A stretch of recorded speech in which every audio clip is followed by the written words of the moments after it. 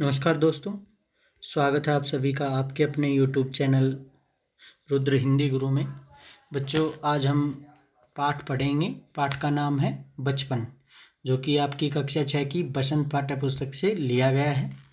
ये पाठ लिखा है कृष्णा शोभती जी ने। बचपन। मैं तुम्हें अपने बचपन की ओर ले जाऊंगी।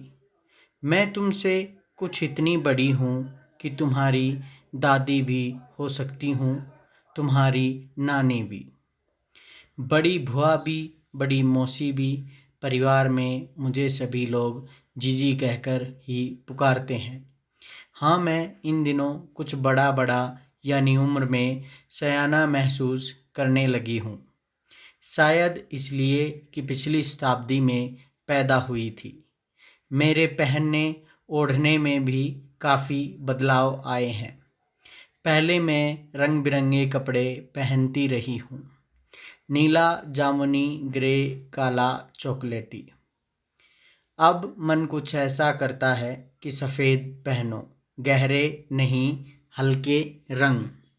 मैंने पिछले दशकों में तरह तरह की पोशाकें पहनी हैं। पहले फ्रॉक, फिर निक्कर, वॉकर, स्कर्ट, लहंगे, गरारे और अब चूड़ीदार और घेरदार कुर्ते।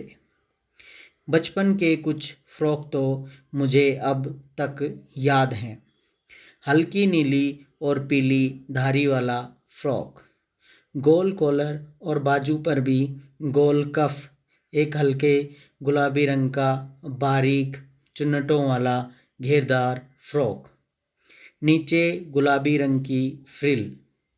उन दिनों फ्रॉक के ऊपर की जेब में रुमाल और बालों में इतराते रंग बिरंगे रिबन का चलन था। लेमन कलर का बड़े प्लेटों वाला गरम फ्रॉक जिसके नीचे फर टंकी थी। 2 ट्यूनिक भी याद है, एक चॉकलेट रंग का और अंदर की कोटी प्याजी, दूसरा ग्रे और उसके साथ सफ़ेद कोटी। मुझे अपने मोजे और स्टॉकिंग भी याद हैं। बचपन में हमें अपने मोजे खुद धोने पड़ते थे। वह नौकर या नौकरानी को नहीं दिए जा सकते थे, इनकी सख्त मनाही थी। हम बच्चे इतवार की सुबह इसी में लगाते। धो लेने के बाद अपने अपने जूते पॉलिश करके चमकाते। जब जूते कपड़े या ब्रश से रगड़ते तो पॉलिश की चमक उभरने लगती। सरवर, मुझे आज भी बूट पॉलिश करना अच्छा लगता है। हालांकि अब नई नई किस्म के शू आ चुके हैं। कहना होगा कि ये पहले से कहीं ज़्यादा आरामदेह हैं। हमें जब नए जूते मिलते हैं उसके साथ ही छालों का इलाज शुरू हो जाता है। जब कभी लंबी सैर पर निकलते अपने पास रुई ज़रूर रखते। जूता लगा तो रुई मोजे के अंदर। हाँ, हमारे तुम्हारे बचपन में तो बहुत फ़र्क हो चुका है। हर शनिचर सैटरडे को हम ओलिव ऑयल या कैस्टर ऑयल पीना पड़ता। हर शनिचर को हमें ओलिव ऑयल या कैस्टर ऑयल पीना पड़ता। यह एक मुश्किल काम था। शनिचर को सुबह से ही नाक में इसकी गंध आने लगती। छोटे शीशे के गिलास जिन पर ठीक खुराक के लिए निशान पड़े रहते, उन्हें देखते ही मितली होने लगती। मुझे आज भी लगता है कि अगर हम न भी पीते वह शनिवारी दवा तो कुछ ज़्यादा बिगड़ने वाला नहीं था। सेहत ठीक ही रहती। तुम्हें बताऊंगी कि हमारे समय और तुम्हारे समय में कितनी दूरी हो चुकी है। यहाँ तक कि बचपन की दिलचस्पियाँ भी बदल गई हैं। याद रहे, उन दिनों कुछ घरों में ग्रामोफोन थे, रेडियो और टेलीविज़न नहीं थे। हमारे बचपन की कुल्फ़ी आइसक्रीम हो गई है, कचौड़ी समोसा पेटीज़ में बदल गया है। शहतूत और फल से और खसखस के शरबत कोक पेप्सी में।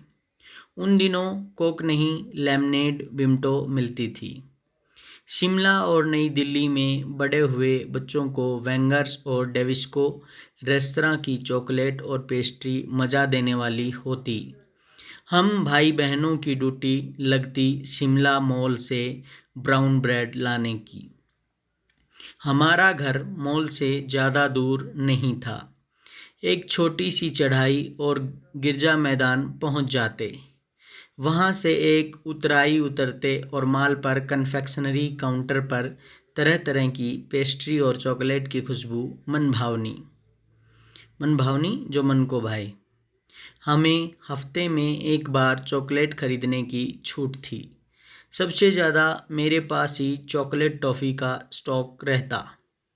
मैं चॉकलेट लेकर खड़े खड़े कभी न खाती, घर लौटकर साइड बोर्ड पर रख देती और रात के खाने के बाद बिस्तर में लेटकर मज़ा ले ले खाती। शिमला के काफ़ल भी बहुत याद आते हैं। खट्टे मीठे, कुछ एकदम लाल, कुछ गुलाबी, रस भरी कस्मल सोचकर ही मुंह में पानी भर आए। चेस्टनट एक और गजब की चीज़, आग पर भुने जाते और फिर छिलके उतार कर मुँह में। चने जोर गरम और अनारदाने का चूरन। हाँ, चने जोर गरम की पुड़िया जो तब थी, वह अब भी नज़र आती है। पुराने कागज़ों से बनाई हुई इस पुड़िया में निरा हाथ का कमाल है। नीचे से तिरछी लपेटते हुए, ऊपर से इतनी चौड़ी कि चने आसानी से हथेली पर पहुंच जाए। एक वक्त था जब फिल्म का गाना चना जोर गरम बाबू मैं लाया मज़ेदार चना जोर गरम उन दिनों स्कूल के हर बच्चे को आता था। कुछ बच्चे पुड़िया पर तेज़ मसाला बुरकवाते मतलब डलवाते, अप्लाइड करवाते। पूरा गिरजा मैदान घूमने तक यह पुड़िया चलती। एक एक चना पापड़ी मुंह में डालने और कदम उठाने में एक खास ही लय रफ्तार थी। छुटपन में हमने शिमला रिज पर बहुत मज़े किए हैं। घोड़ों की सवारी की है। शिमला के हर बच्चे को कभी न कभी यह मौका मिल ही जाता था। हम जाने क्यों घोड़ों को कुछ कमतर करके समझते, उन पर हंसते। ननिहाल के घोड़े खूब हष्ट-पुष्ट और खूबसूरत। उनकी बात फिर कभी। शाम को रंग बिरंगे गुब्बारे, सामने जाखू का पहाड़, ऊंचा चर्च की घाटियां बजती तो दूर दूर तक उनकी गूंज फैल जाती। लगता इसके संगीत से प्रभु यीशु स्वयं कुछ कह रहे हैं। सामने आकाश पर सूर्यास्त हो रहा है, सनसेट। गुलाबी सुनहरी धारियां नीले आसमान पर फैल रही हैं। दूर दूर फैले पहाड़ों के मुखड़े गहराने लगे और देखते देखते बत्तियां टिमटिमाने लगी। रिज पर की रौनक और माल की दुकानों की चमक के भी क्या कहने। स्कैंडल पॉइंट की भीड़ से उभरता कोलाहल। सर्वर स्कैंडल पॉइंट के ठीक सामने उन दिनों एक दुकान हुआ करती थी, जिसके शोरूम में शिमला कालका ट्रेन का मॉडल बना हुआ था।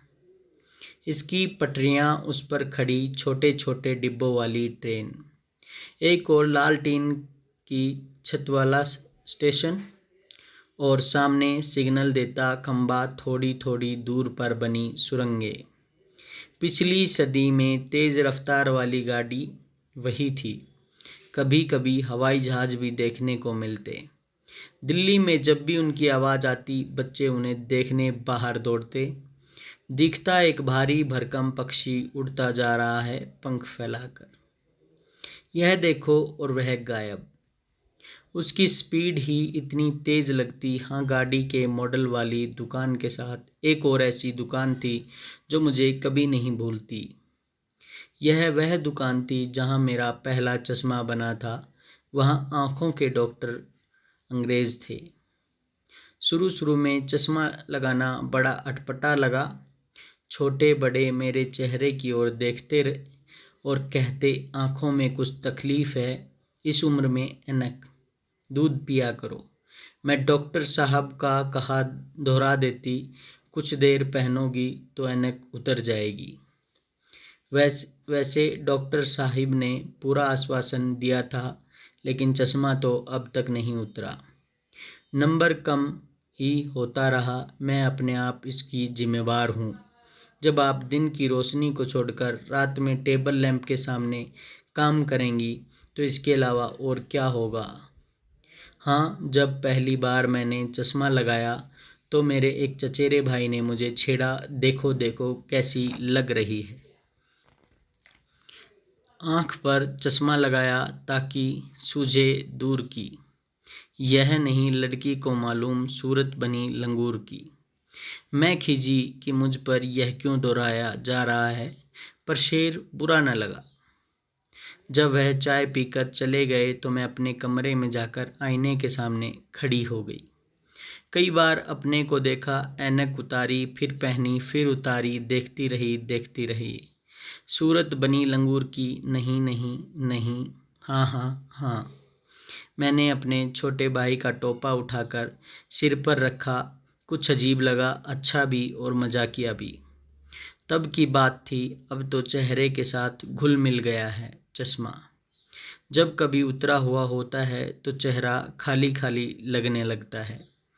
याद आ गया वह टोपा, काली फ्रेम का चश्मा और लंगूर की सूरत। हाँ, इन दिनों शिमला में मैं सिर पर टोपी लगाना पसंद करती हूँ।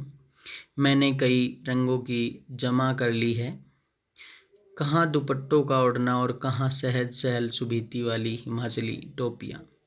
कृष्णा सोबती। बच्चों, ये आपका पाठ पूरा हो गया है।